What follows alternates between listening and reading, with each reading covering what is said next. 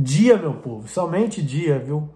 Rapaz, o vascaíno, quando ele acha que chegou no fundo do poço do sofrimento, é impressionante, sempre pode piorar, cara.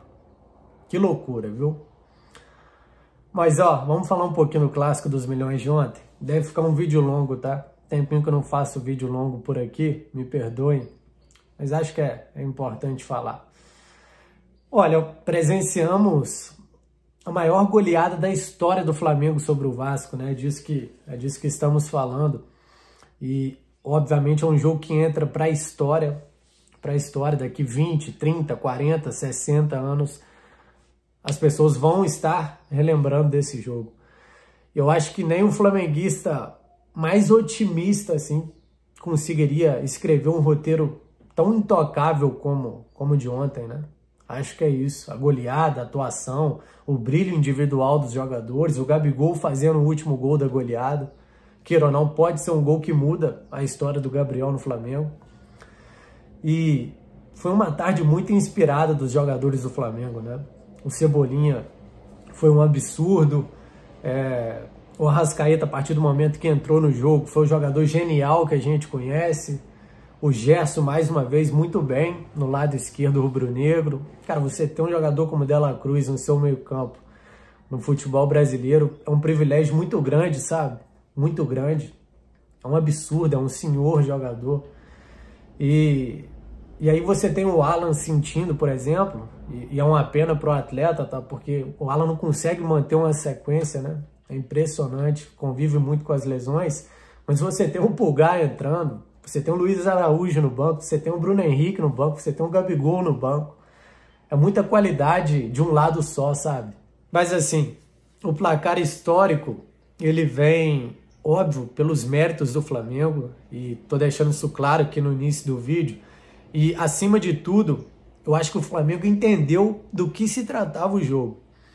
Cara, quando você tá jogando um Clássico dos Milhões, que pra mim é um dos maiores do mundo, e você tem a oportunidade de fazer história, de aplicar uma goleada histórica, e repito, daqui 100 anos as pessoas vão lembrar desse jogo, cara, você tem que encarar o jogo como se fosse uma final de Libertadores, cara. Até mais, que você vai ser lembrado pra sempre.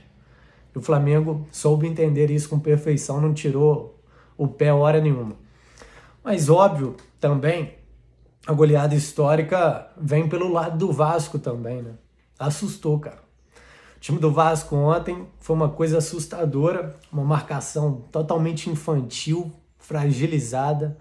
A atuação dos 3 zagueiros do Vasco assim, foi uma coisa pavorosa, pavorosa.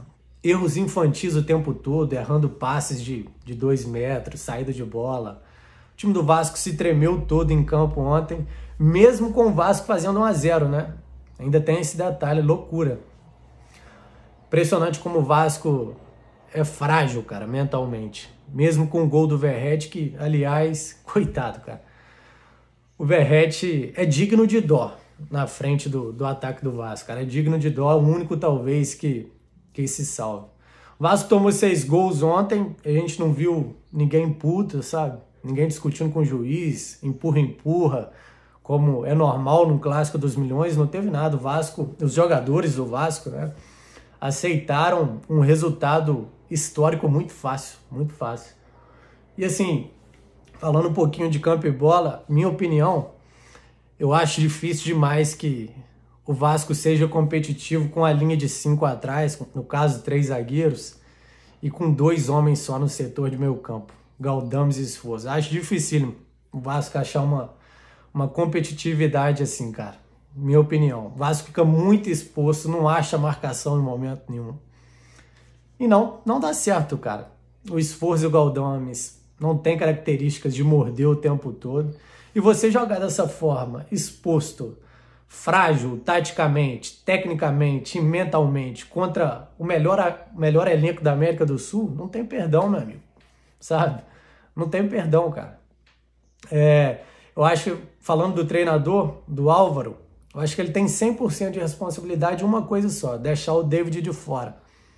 Difícil entender, porque, queira ou não, tão contestado o David no início do ano, na sua contratação, queira ou não, é o ponta que mais cria, que mais tenta, tem feito uma boa temporada, na minha opinião, e ficou de fora dos relacionados, nem do time titular só, não.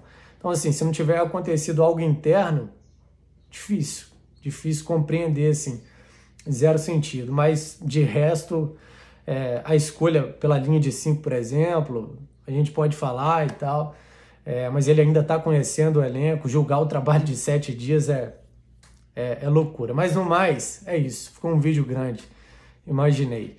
Mas o lado rubro-negro devolve o chocolate, né? 24 anos depois. Entra para a história. Espero que os jogadores do Vasco tenham consciência do que eles passaram ontem, porque os do Flamengo, óbvio que têm consciência do que se tratou. Os torcedores, obviamente, têm tudo isso em mente. É isso, 24 anos depois, o Flamengo devolve o chocolate do Vasco no início do século.